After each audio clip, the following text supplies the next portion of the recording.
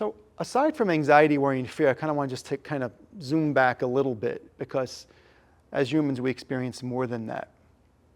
But that's kind of a through line with the workshop. And a lot of what I have struggled with has been anxiety. But if we take a step back and look at emotions and thoughts, and let's just call that the mind, what goes on in the mind in this little space here. I found as a caregiver, I've had a lot of different emotions, like anger, like resentment.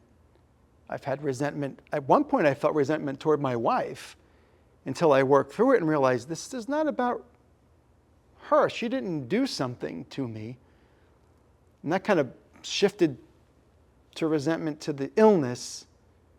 And then that came to a place of acceptance over time. And we're going to talk about acceptance today. So, but there's a lot of things that don't really feel very good. You know, it's not just anger, it's also hopelessness, depression, which some of us may have had before we became caregivers, and then once we become a caregiver, that can really exacerbate. It can be hard to function. Some of the ones that have been hardest for me have been grief and loss. The things that I almost took for granted, that one day were just gone. And a lot of this can be traumatic as well. So we won't talk too much about trauma today because I'm in the middle of a trauma certification. So I'll make sure I get that stuff right before we share. But I do want to address it because it's a real thing. And it's not just trauma experienced by the person we're giving care to. It can happen to the caregiver as well.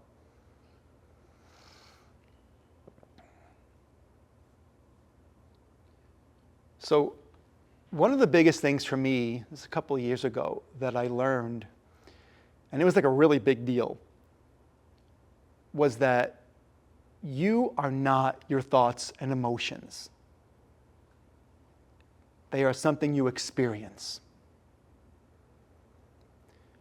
I'm going to repeat that. You are not your thoughts and emotions. They're something you experience. And I was just thinking about this today, and I said, you know, it's like, okay, in January when we did a workshop here, it was freezing. We go outside, we feel cold. But we're not the cold, right? We're just experiencing that cold, which is one of the reasons why I want to move to a warmer climate. So that's a big deal, and one of the cornerstones of understanding that we're not our thoughts and emotions is the fact that we can create a little space there, right? All of a sudden, we're not drowning in those thoughts and emotions. A little bit of space, and once we start to do that, we become the observer of our mind. And when we're the observer, then we can make some room for something else other than that thought or emotion. And I always joke with my kids, I'm like, well, you know, if you had this notebook and it's right here in your face, that's all you're going to see. And that's what the mind can feel like sometimes, totally overwhelming.